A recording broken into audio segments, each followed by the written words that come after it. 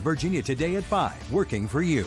Happening right now, world leaders gather in Normandy to remember the 80th anniversary of D-Day. The Americans being honored abroad and here at home. The D-Day Memorial in Bedford has plans to expand. What could be coming in the future? New details in the investigation of a police shooting in the New River Valley, what we've been able to learn about the victim. And we got to keep an eye on those scattered storms again, right? I feel like we've said that pretty much every day this week. One or two of those could be on south side, looking at that chance for stronger storms really after 2 or 3, because you're going to be the warmer spot, temperatures well into the 80s. Now, once this front passes off toward the east, we get a little bit of relief, some drier air, lower humidity, but a gusty wind at times. That'll be the case between tomorrow and Saturday. Low temperatures 55 to 60 this weekend. Highs low to mid 80s in south side with a few stray showers late in the day Sunday. Next week still looking pretty breezy. I'll have the latest look at Future Tracker for today's storms. It's coming up in just a little bit. Today marks the 80th anniversary of D-Day, when Allied forces led by U.S. troops carried out the largest naval, air, and land operation in history along the coast of France. The National D-Day Memorial has a huge ceremony later this morning. Our very own 10 News reporter Keisha Land live there right now in Bedford. I'm standing next to one of the statues that's here to remember the soldiers from D-Day. Thousands of people come here annually. The National D-Day Memorial says that more than 2,500 Americans died on D-Day. That includes 20 men who were from Bedford, known as the Bedford Boys. Most of them were a part of that first wave that landed on Omaha Beach in Normandy. The town suffered the greatest loss per capita of the invasion, which is one reason why the memorial was chosen to be here in Bedford. The Bedford International Alliance was formed to bring awareness to the men who died in our area that day. I spoke with President Steve Rush about his organization. We need to remember they were local boys. We lost the most boys of any community in the United States per capita. And in this day and time, you've got to continue to drill it into people about the boys and what their sacrifice was.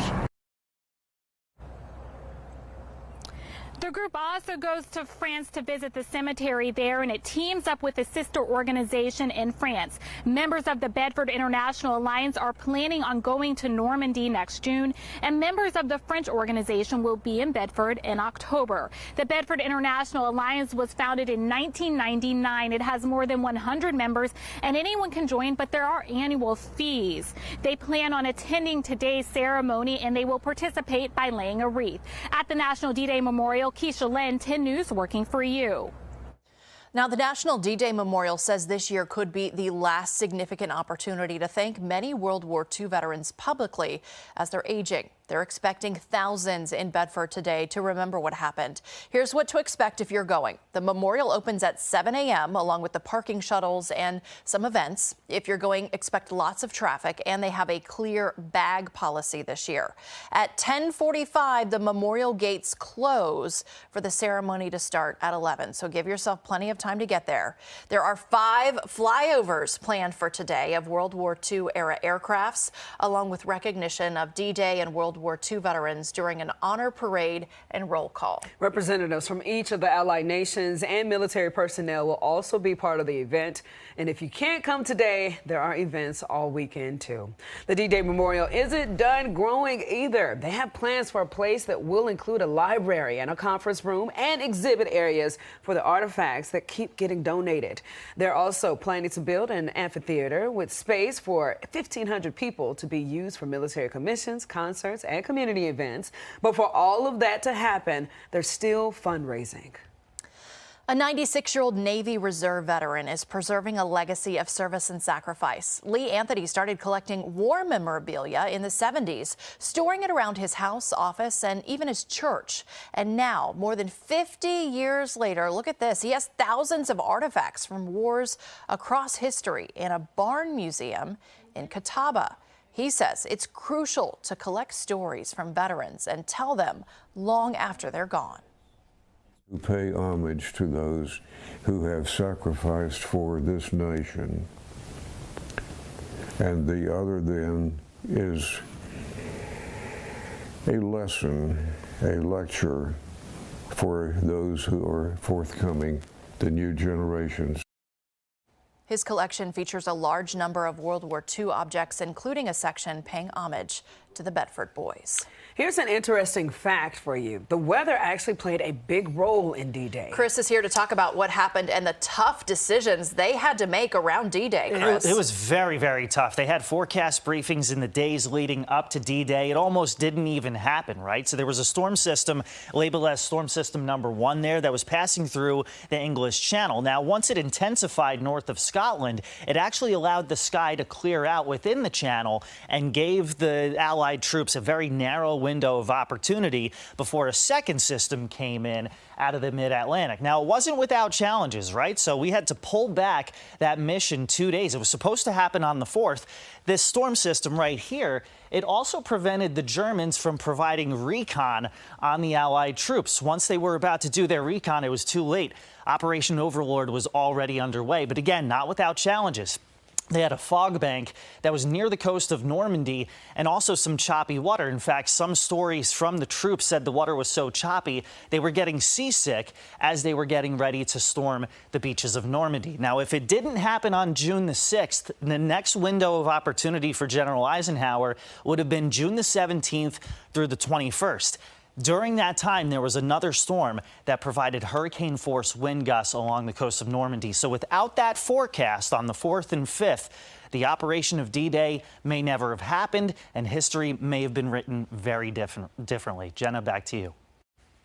Thanks, Chris. Our live team coverage continues all day. We'll carry the ceremony from Bedford starting at 11 right here on WSLS 10 and WSLS.com. And then tonight at 5:30, we'll share more stories from people in our area saluting service and sacrifice. Switching gears now, a West Virginia man is dead after a wild police chase in the New River Valley ended with an officer-involved shooting. We've been covering it for the past couple of days now. 10 News reporter Abby Coleman pushing for answers to determine what happened. A cross-county police chase that ended in the shooting death of one man all started right here at Light & Sons in Narrows.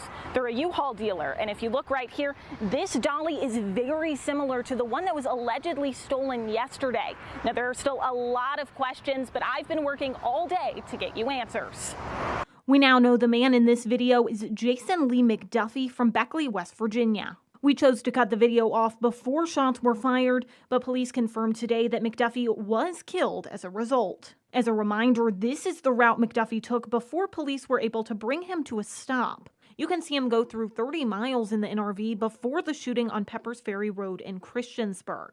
The Giles County Sheriff's Office confirmed that it all started at Light & Sons, where the dolly was stolen. I wanted to talk with the owner to find out what went down, but he told me he was told by police not to comment. But I was able to walk over to where they keep all of their trailers. It's right off a busy road, and none of the trailers had locks. I rewatched the surveillance video. It went on for over 30 minutes. Around the 9-minute mark, police pulled McDuffie over. Only a couple minutes later, they shot him. Now, I sped up the video, but this is the next 20 minutes. There's no visible attempt to remove him from the car or get medical help. I wanted to know the reasoning behind that, so I called VSP. I was just wondering if you could clarify any information as to why that would have happened. No answer, but yesterday, here's what they had to say. The subject driving the vehicle refused to comply with officers' demands, and there was a gun identified and shots were fired by the officers. Like I said, this is all still under investigation by Virginia State Police, and it is in its very early stages. So we'll let you know when we have any updates to give you. In Narrows, Abby Coleman, 10 News, working for you. 5:38 this morning, starting out muggy and foggy with showers out toward the west, some of those sneaking into Highland County. Tracking this cold front as it brings in that chance for scattered storms early to mid-afternoon. I'll show you what comes beyond the front and the changes it brings for the weekend coming up in less than 10 minutes. More than 750 seniors set to get their high school diplomas today. What you need to know about security before you go. A community is mourning after losing a hero. When we come back, we're honoring the life and legacy of Jeremy Compton. Virginia won't follow California's clean car standards anymore. The new exit plan announced by the governor coming up in the next half hour of Virginia Today at 6.